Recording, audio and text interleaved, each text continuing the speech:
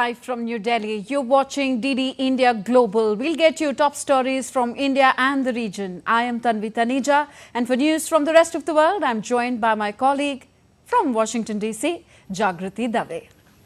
Hi, Jagriti.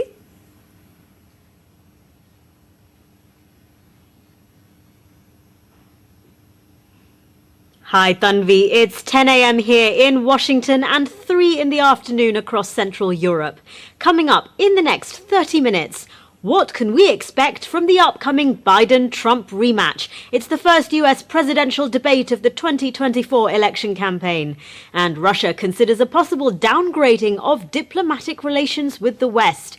We'll be live with our correspondents from around the world. But first, the headlines.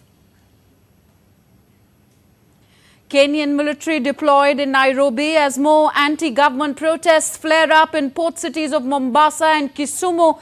Despite President William Ruto's tax clampdown, protesters demand Ruto's resignation.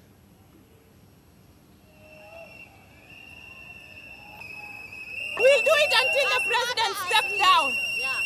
We'll do it until the president steps down.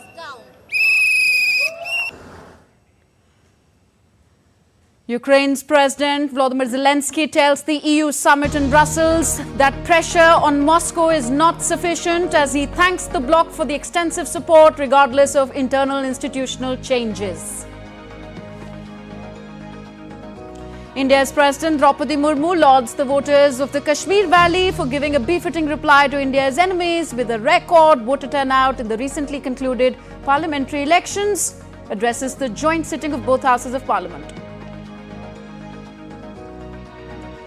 US President Joe Biden and former President Donald Trump to clash in the first of the two televised face-offs today in a bid to win the White House in November.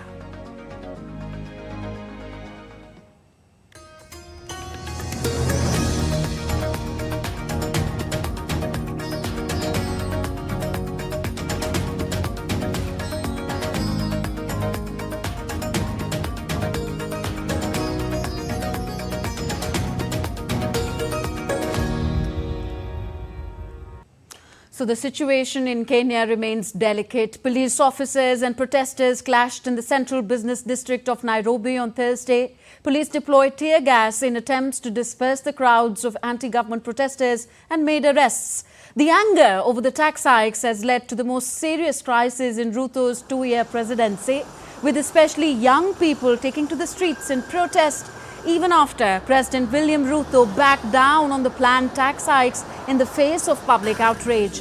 More than a dozen people died, hundreds more injured after the protesters took to the streets to oppose the tax increases on essential items.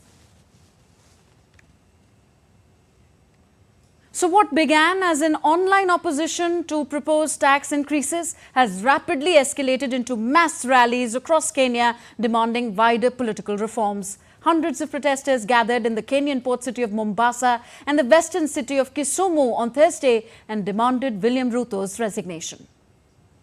Yesterday, Ruto declined and rejected the bill. Today, we want him to resign. We want him to resign from the office because he lacks no confidence on us. We want him to resign, and all the MPs that supported the finance bill must go home. So that our voice can be heard, us as Gen Zs, us as Kenyans, we are one. So the police should stop killing us. They should stop killing us. We are just peaceful protesters. We are coming here. We are unarmed. We are unarmed. People are dying. People are dying, and we are suffering in the hands of this government.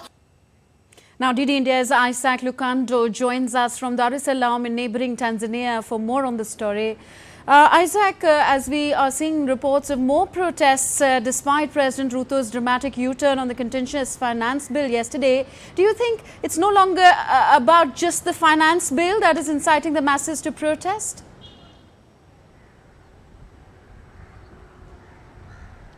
Well, from what we can gather, this is more a question of trust. The trust between the people of Kenya and their government has eroded severely, to the point that most of these protesters, as you've heard, are demanding the resignation of the commander-in-chief. And what we've gathered in the last 24 hours on the social media platform X is that a lot of these people are skeptical of the decision that has been made by the president to stand down on these proposed tax hikes. And they argue that this is just a way to get them to keep calm as they try to push on with the agenda as usual. So some of the arguments that you have seen is that right now the parliament is in recess, and it is expected to be in recess for more than 3 weeks, which is the statutory time, according to them, that is required to pass this particular bill to pass. So it's seen by many as a way to get Kenyans who have been protesting, these young Kenyans who have been protesting, to stand down while this bill passes. And this is the reason why we've seen some of these young people come out on the streets today, albeit in smaller numbers compared to yesterday. So at the heart of it is a question of mistrust, which has built for some time, some months now, since President William Ruto came to power. Isaac Lukando in Tanzania, thank you for those updates. In Central South America, Bolivian government today said that the army was under control after the failed coup attempt today. Defense Minister Edmundo Novello also assured the nation on Wednesday that those responsible for the attempted coup will face justice. Restive calm returned to the central plaza Murillo Square in La Paz after the Bolivian armed forces pulled back from the presidential palace and the rebel army general was arrested. Tensions have been building in Bolivia ahead of general elections in 2025, with severe economic crisis as the two political parties battle for control of the ruling party. Those responsible will have to face all the consequences, both in civilian justice and also in the realm of military justice. In that regard, I want to inform the Bolivian people about what has happened between yesterday and today with our armed forces, of which I am in command as a minister. It is due to some bad soldiers. It is a disgrace and a dark stain. Para nuestras Fuerzas Armadas. Bolivians today said that they were more united than ever behind President Luis Arce after the country's armed forces pulled back from the presidential palace in La Paz on Wednesday and a general was arrested following a failed coup attempt.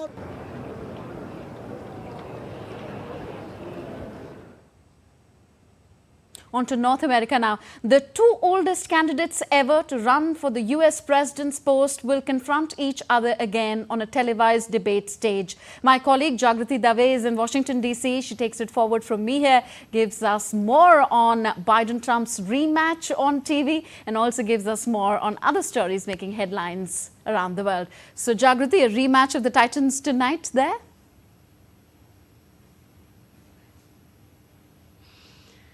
Yes, President Joe Biden and former President Donald Trump will meet on a debate stage later for the first of two televised face-offs. The debate could prove critical in their tight rematch race to win the White House in November. More than 4 months ahead of the November 5th vote, the debate will be the earliest presidential debate in modern US history. Joe Biden's campaign is hoping to talk about issues such as abortion, and Donald Trump's about issues like immigration. Debate moderators will ultimately decide the questions. Next, the US Supreme Court appears poised to allow abortions to be performed in Idaho in cases of medical emergencies. A court spokesperson said in a statement that a document was briefly uploaded to the court's website and that the opinion in the case will be issued in due course. The justices heard arguments in the case in April. The top court has not officially released its ruling on the case. Meanwhile, a group of anti-abortion protesters engaged in angry exchanges in front of the court. President Joe Biden's administration, which sued Idaho over the abortion law, has urged the justices to uphold that ruling.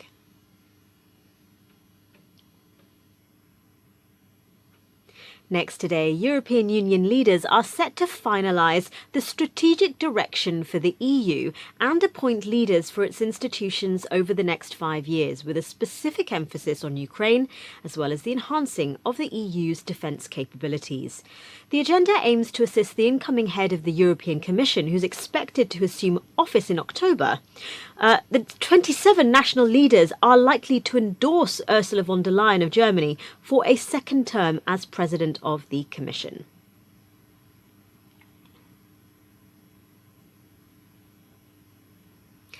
Now, Ukrainian President Volodymyr Zelensky has told an EU summit that the Russian offensive in the Kharkiv region this spring showed that the existing level of international pressure on Moscow is insufficient. He also signed 3 security pacts with the EU, Lithuania and Estonia. The agreement with the EU lays out the bloc's commitment to help Ukraine in 9 areas of security and defence policy, including arms deliveries and military training. The pact is intended to complement other similar agreements sealed between Ukraine and its allies as it continues its defence against Russia's invasion. Let's get more from Alex Cadier, who joins us live from Brussels. Alex, the EU is reaffirming its commitment to Ukraine.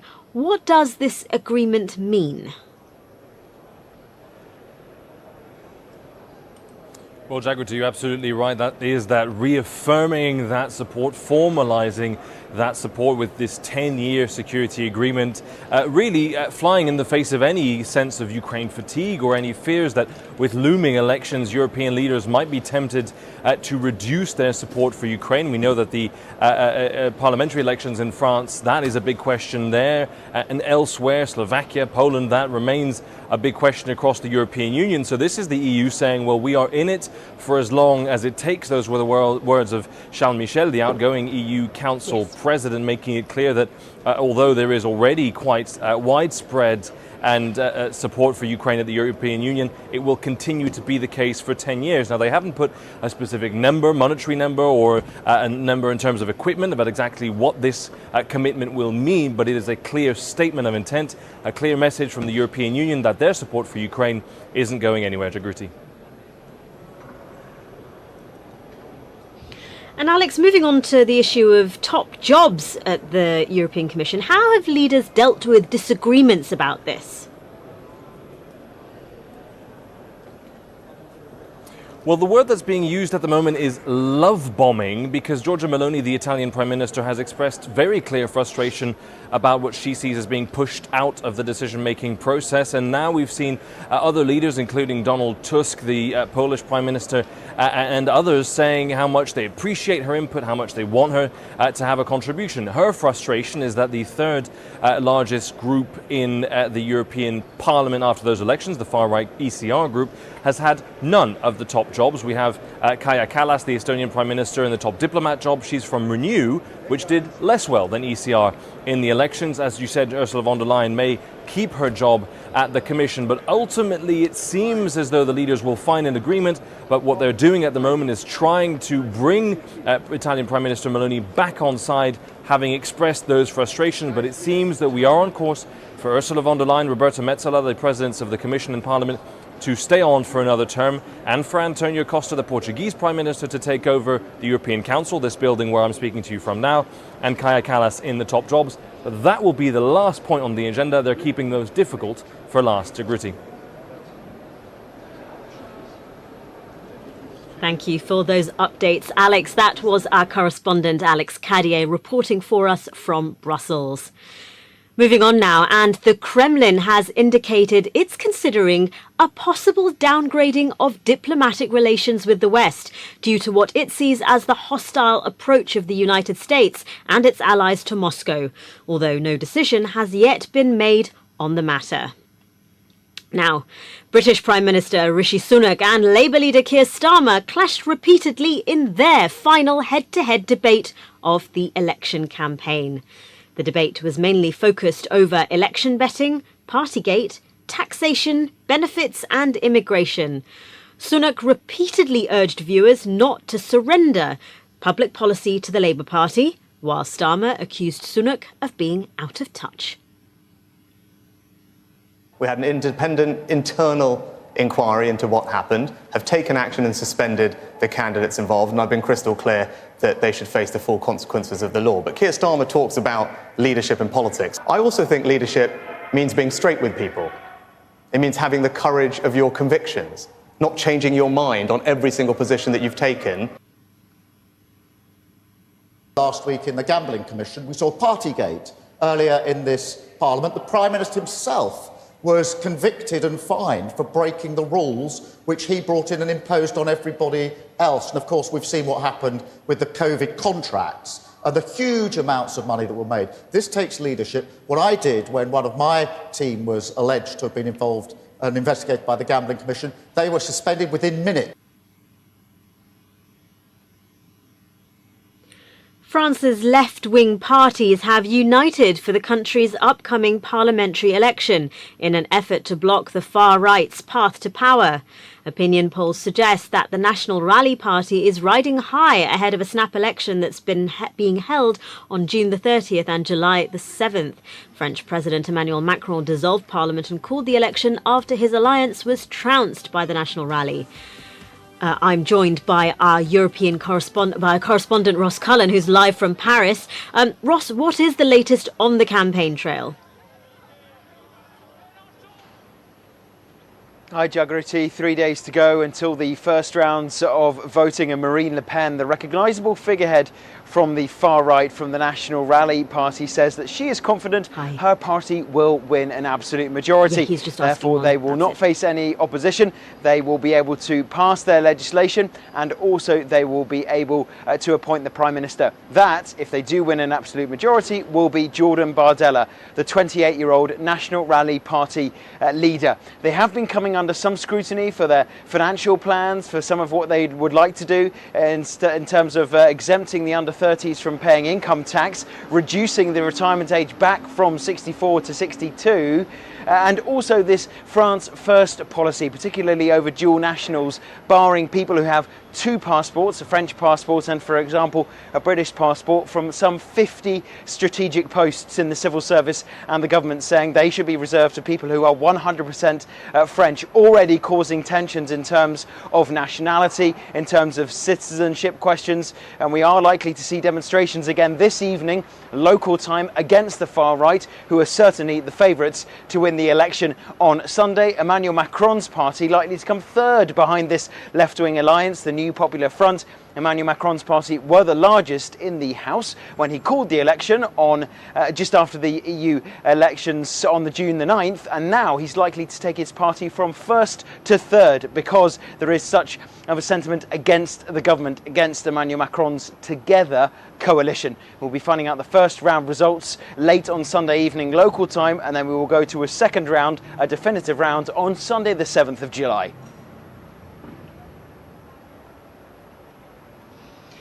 Fascinating stuff, Ross. Thank you. That was Ross Cullen reporting for us from Paris. Staying in France, and the Paris Olympics, known as Paris 2024, unveiled their merchandise megastore on the Champs-Élysées on Thursday. Presented as the flagship store of Paris 2024, it will offer 1,000 official products from the Olympic and Paralympic Games until its final closure in mid-September. That's it from me here in Washington. Tanvi, back to you in the studio. Thank you, Jagrati. Jagrati Dave joining us all from Washington, D.C. And now updates from India. India's President Draupadi Murmu addressed the joint sitting of Parliament on Thursday and congratulated all the newly elected MPs. She said that the country created several records in the recent general elections 2024, and she said that the entire world is talking about it. President Murmu highlighted the successful election process in India's northern Jammu and Kashmir, saying that Kashmir witnessed low voting amid shutdowns and strikes in the last 4 decades. But this time, Kashmir Valley gave a befitting reply to India's enemies with a record voter turnout.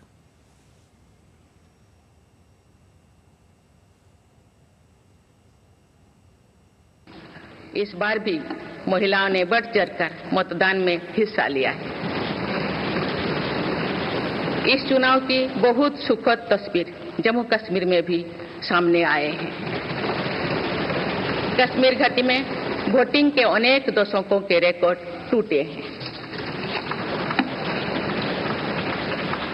बीते 4 दशकों में कश्मीर में हमने बंद और हड़ताल के बीच कम मतदान का दौर ही देखा था।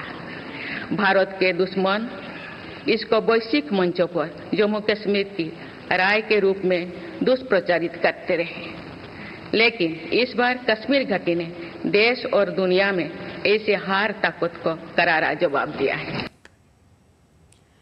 President Murmu noted that in the 10 years, the country has risen from the 11th position to become the 5th largest economy. She said that India achieved this feat despite a pandemic and geopolitical conflicts in different parts of the world. She also asserted that the government is striving to make India the 3rd largest economy in the world.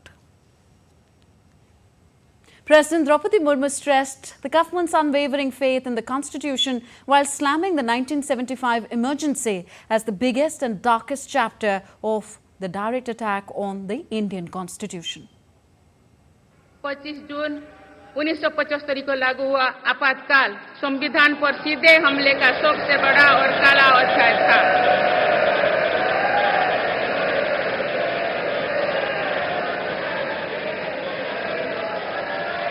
तो पूरे देश में हाहाकार much गया था, लेकिन ऐसी असंवैधानिक ताकतों पर देश ने विजय प्राप्त करके दिखाया, क्योंकि भारत के मूल में गणतंत्र की परंपराएं रही है। मेरी सरकार भी भारत के संविधान को सिर्फ राजकाज का माध्यम भर नहीं मानती, बल्कि हमारा संविधान जन चेतना का हिस्सा हो, इसके लिए हम प्रयास कर रहे हैं। More updates from India. The country retained its leading position on the Emerging Markets League table, achieving a composite score of 70 out of 100. This marked the 6th consecutive month that India has claimed the top spot, having held this position for 13 out of the last 15 months. The country's strong export growth and stock market performance, bolstered by robust GDP growth, have contributed to its dominance among emerging markets. Prime Minister Narendra Modi hailed the rising visibility of Indian universities on global stage. The Prime Minister also highlighted the government's commitment to quality education and providing opportunities for growth and innovation. Sharing a post on X by Chief Global Affairs Officer at Times Higher Education Phil Beatty, the Indian Prime Minister said, "Great to see India's universities making strides on the global level. Our commitment to quality education is yielding encouraging results. We will continue to support our educational institutions and provide opportunities for growth and innovation. This will help our youth greatly." And next we take a look at what else is happening around the world. Several churches and libraries in Egypt's coastal city of Alexandria have opened their doors for high school students to study due to continuous power cuts coinciding with their exams. Egypt's government on Monday extended daily power cuts to 3 hours in response to a surge in domestic electricity consumption during the latest heat wave. A fire broke out on Thursday morning at Denmark's tax ministry in central Copenhagen, which sent a thick plume black smoke into the air. According to the city's fire department, the fire has largely been extinguished and no one is injured. The cause of the fire was not immediately clear and the police is investigating the matter. The world commemorated the International Day Against Drug Abuse and Illicit Trafficking, or World Drug Day. The United Nations Office on Drugs and Crime released its annual World Drug Report, warning that the number of users of drugs are increasing along with rise in trafficking. Here are some of the key findings of this report. The emergence of new synthetic OPDs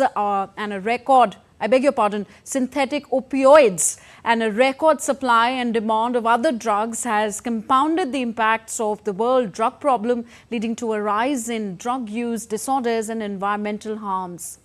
The number of people who use drugs has risen to 292 million in 2022, a 20% increase over 10 years. Cannabis remains the most widely used drug worldwide, followed by opioids, amphetamines, cocaine and ecstasy. Though an estimated 64 million people worldwide suffer from drug use disorders, only 1 in 11 is taking treatment.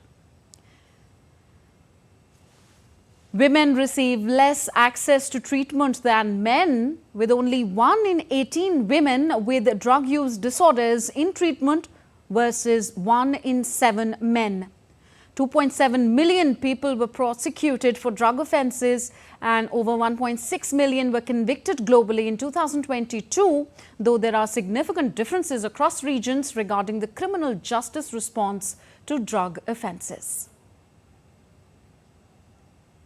We have seen drug abuse-related aspects and illicit trafficking at the very forefront of policy priorities in India, both from the perspective of trying the law enforcement personnel to disrupt criminal networks that operate on cross-border dimensions, including for heroin trafficking, methamphetamine trafficking, and other forms of opioids, because they are the two substances that we see more prevalence use in India. And I think the numbers on treatment of persons in treatment links us with those two main substances being substance of abuse. And finally, we take you to the Dubai Art Centre, one of the city's oldest art institutions, as it hosted the Hunar exhibition on Wednesday. The exhibition included a captivating display of Indian folk and tribal art. The exhibition highlighted the rich and cultural heritage of India's folk and tribal art forms. Visitors to the exhibition can explore various artistic styles from India at the Dubai Art Centre.